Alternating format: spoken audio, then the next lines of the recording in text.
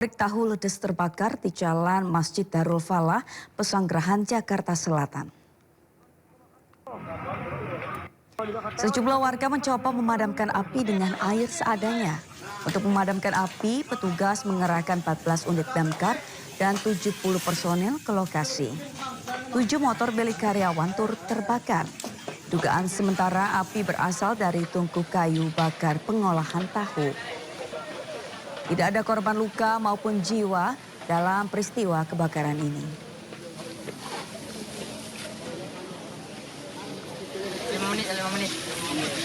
Pemirsa, kawanan geng motor di Makassar, Sulawesi Selatan kembali berulah. Para pelaku menyerang warga serta merusak kantor jasa pengiriman barang. 12 pelaku mayoritas remaja ditangkap.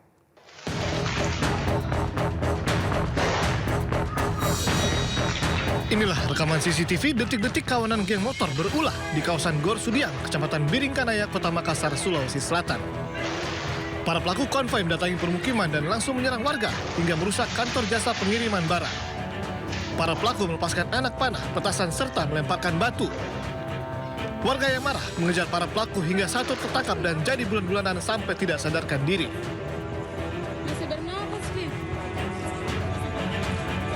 Aparat Polsek Biringkanaya yang mendapat laporan langsung mendatangi lokasi dan menangkap 12 pelaku, di mana 10 diantaranya merupakan anak di bawah umur. Saat diperiksa, diketahui para pelaku dalam kondisi mabuk dan menyerang tanpa alasan untuk mencari lawan. Motif awal, setelah kami lakukan pemeriksaan, mereka awalnya hanya berkumpul, terus saling panggil untuk minum. Setelah minum banyak, akhirnya mereka konvoi keliling untuk mencari lawan. Alasan jelas untuk mereka kumpul-kumpul dan melakukan penyerangan. Polisi masih mendalami motif geng motor ini menyerang warga. Dari Makassar, Sulawesi Selatan, Wahyu Ruslan, iNews melaporkan.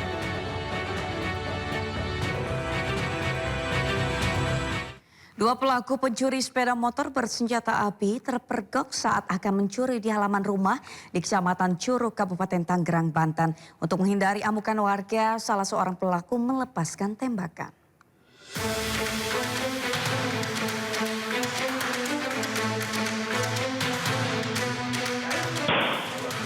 Dalam video berdurasi 1 menit terekam 2 orang pelaku pencurian motor yang sedang berusaha mencuri motor di depan rumah di Kecamatan Curug, Kabupaten Tangerang, Banten.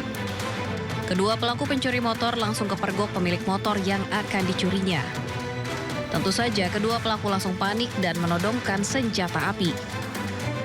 Letusan peluru keluar 2 kali dari senjata api milik pencuri motor tersebut. Akhirnya kedua pelaku pun kabur usai gagal beraksi. Berapa nembak, Bu? Tahuan, 2 kali. Tapi sempat dikejar gak sama warga setelah teriakin, dia kan lari. Dia teriakin, Berbekal rekaman kamera pengawas, korban langsung melaporkan kasus upaya pencurian sepeda motor bersenjata api ke Polsek Curug. Warga berharap pelaku pencurian sepeda motor yang kerap meresahkan ini segera tertangkap. Dari Kabupaten Tangerang, Banten, Aimarani, iNews melaporkan.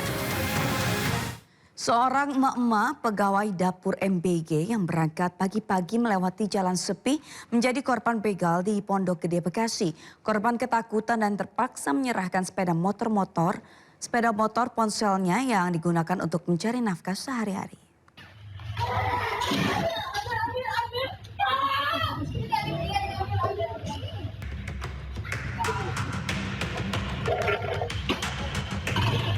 Seorang pegawai dapur MBG menjadi korban begal saat menuju tempat kerjanya di dapur SPPG Kota Bekasi, Jawa Barat pada Selasa pagi. Korban menyerahkan motor berikut tas berisi ponsel dan dompetnya setelah dirinya diancam pelaku dengan senjata tajam. Korban pun langsung melaporkan kasus ini ke Mapolsek Pondok Gede. Dari rekaman kamera CCTV, kondisi jalan yang sepi diduga membuat para pelaku bebas menjalankan aksinya. Lihat-lihat, tapi kan ternampak banyak yang tidur, otomatis pada cuek, jika cepat tinggal dia cepet banget langsung kabur. Warga berharap pihak kepolisian rutin melakukan patroli di jam-jam rawan, mengingat banyak ibu rumah tangga yang bekerja di dapur SPPG. Dari Bekasi, Jawa Barat, Rahmat Hidayat, iNews melaporkan. Polisi menangkap seorang guru usai melakukan tindakan asusila terhadap belasan siswanya.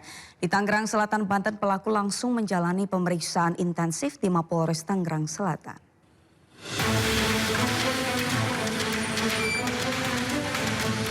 Satreskrim Polres Tangerang Selatan menangkap Yayat Priyatna, guru SD di Rawapuntu, Tangerang Selatan, usai menerima laporan belasan siswa SD karena menjadi korban tindak asusila.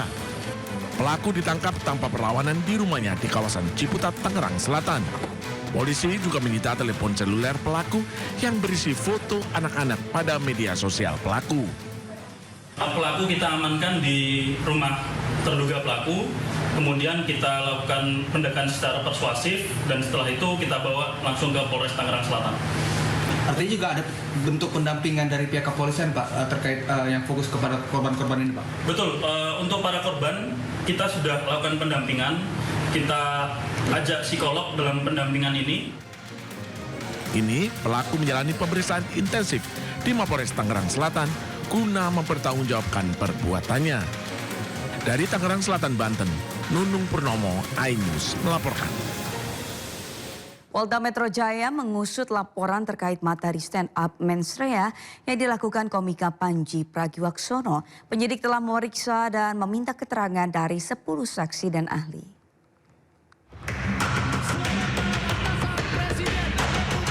Polda Metro Jaya telah menerima 3 laporan dan 2 pengaduan masyarakat atas konten yang dibawakan oleh komika Panji Pragiwaksono dalam acara komedi Mensrea.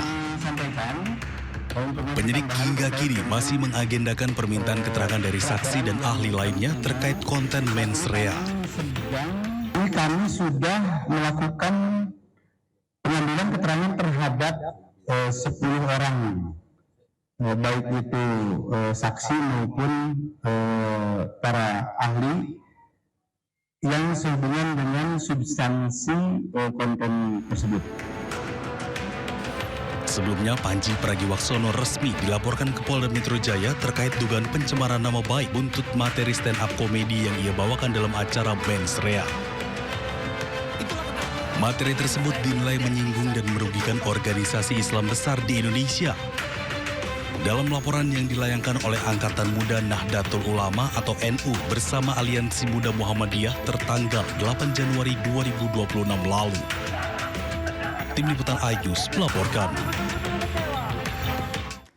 Pemirsa, cucu Pakubuwono 13 dilaporkan ke pihak kepolisian menyusul bentrok yang terjadi di Keraton Kasunanan, Surakarta menjelang acara penyerahan SK Menteri Kebudayaan Fadlizon kepada Maha Menteri KG Panembahan Agung Tejo Wulan pada hari Minggu lalu. Cucu Pakubuwono 13 berinisial S diduga terlibat dalam pengeroyokan terhadap seorang abdi dalam berinisial RP hingga menyebabkan korban mengalami luka-luka. Ditegaskan oleh kuasa hukum korban, Arti Sasongko, bahwa pengeroyokan dilakukan oleh sejumlah orang berseragam hitam. Luka paling parah terdapat di bagian kepaluan dan belakang kepala korban. Dari penjaga kami karena mungkin dia kecil ya, itu langsung diambil. Dan saat itu korban ini langsung mendapatkan perlakuan, mohon maaf, ditendang di kemaluannya. Kemudian ada luka robek di belakang kepala, ada memar di dada kiri dan juga di tangan kiri. Dan semuanya sudah kami lakukan ada partum. Dan kita lakukan di Rumah Sakit DKD Kota Surakarta sebagai cara melakukan pelaporan atas dugaan tidak pidana pengeroyokan. Sebelumnya ketegangan dan nyaris ricuh terjadi di Keraton Solo saat penyerahan SK Kementerian Kebudayaan. Salah satu kerabat keraton GKR Rumbai melakukan protes saat acara berlangsung.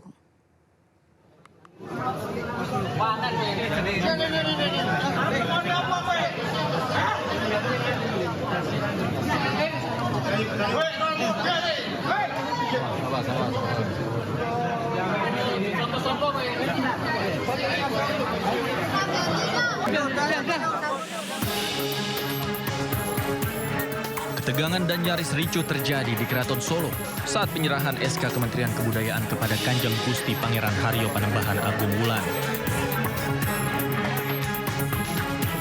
Salah satu kerabat keraton GKR Panembahan Timur Rumbai Kusuma Dewayani mendadak menyampaikan protes saat acara berlangsung. Protes itu disampaikan usai Menteri Kebudayaan Fadlizon menyampaikan pidato sambutan. Maaf, tolong mic-nya supaya banyak yang mendengar. Saya punya hak di sini sebagai warga negara Indonesia.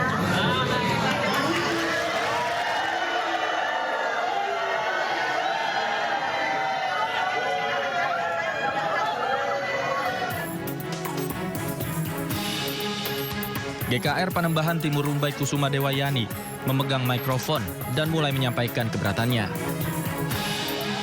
Suasana berubah menjadi kacau karena banyak yang merangsek ke depan acara.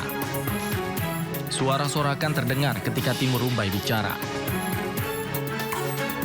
Kericuhan mulai mereda 15 menit kemudian, sementara acara seremonial penyerahan keputusan Menteri Kebudayaan nomor 8 tahun 2026 sempat tertunda dan dilanjutkan kembali saat suasana kembali normal. Tim Liputan iNews melaporkan. Presiden Prabowo resmi mencabut izin 28 perusahaan yang terbukti melakukan pelanggaran pemanfaatan kawasan hutan. Percepatan audit dilakukan setelah terjadinya bencana hidrometeorologi, diantaranya banjir dan longsor di wilayah tersebut.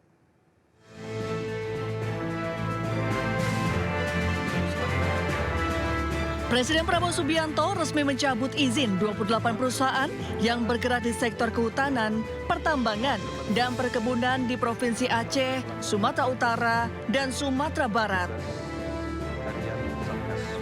Izin perusahaan itu dicabut karena terbukti melakukan pelanggaran dalam pemanfaatan kawasan hutan. Keputusan tersebut diambil Presiden Prabowo saat memimpin rapat terbatas bersama kementerian dan lembaga terkait serta Satuan Tugas Penertiban Kawasan Hutan Satgas PKH pada Senin yang dilakukan secara daring dari London, Inggris. Hasil rapat kemudian disampaikan oleh Mensesnek Prasetyo Hadi dalam konferensi pers di Istana Presiden Jakarta pada Selasa malam.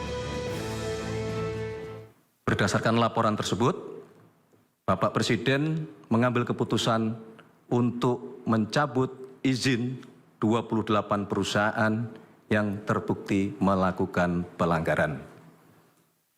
28 perusahaan tersebut terdiri dari 22 perusahaan berusaha pemanfaatan hutan atau PBPH hutan alam dan hutan tanaman seluas 1.10.592 hektar, serta 6 perusahaan di bidang tambang, perkebunan, dan perizinan berusaha pemanfaatan hasil hutan kayu atau PBPHHK. Menurut Prasetyo, percepatan audit dilakukan setelah terjadinya bencana hidrometeorologi seperti banjir dan longsor di wilayah tersebut. Pemerintah menilai penertiban kawasan hutan menjadi langkah penting untuk mencegah kerusakan lingkungan dan mengurangi resiko bencana alam di masa mendatang. Tim iNews melaporkan. Kementerian Kehutanan mengaudit 24 izin usaha pemanfaatan hutan yang berlokasi di Aceh, Sumatera Utara, dan Sumatera Barat.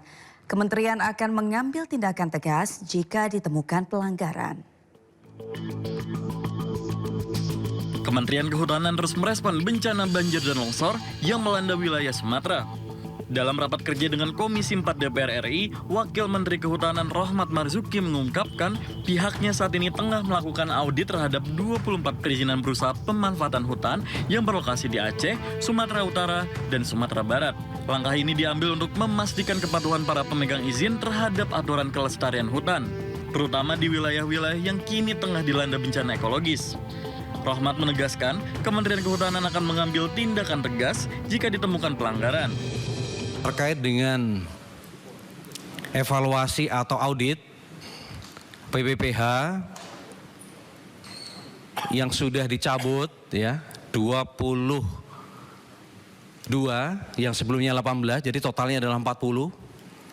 Kemudian sekarang ini sedang berjalan audit untuk 24 PPPH di Aceh, di Sumatera Utara dan Sumatera Barat. Bersama Satuan Tugas Penertiban Kawasan Hutan atau Satgas PKH, Kementerian Perhutanan berjanji bakal terus melakukan pengusahaan kembali kawasan hutan dari praktik perkebunan sawit ilegal dan tambang ilegal.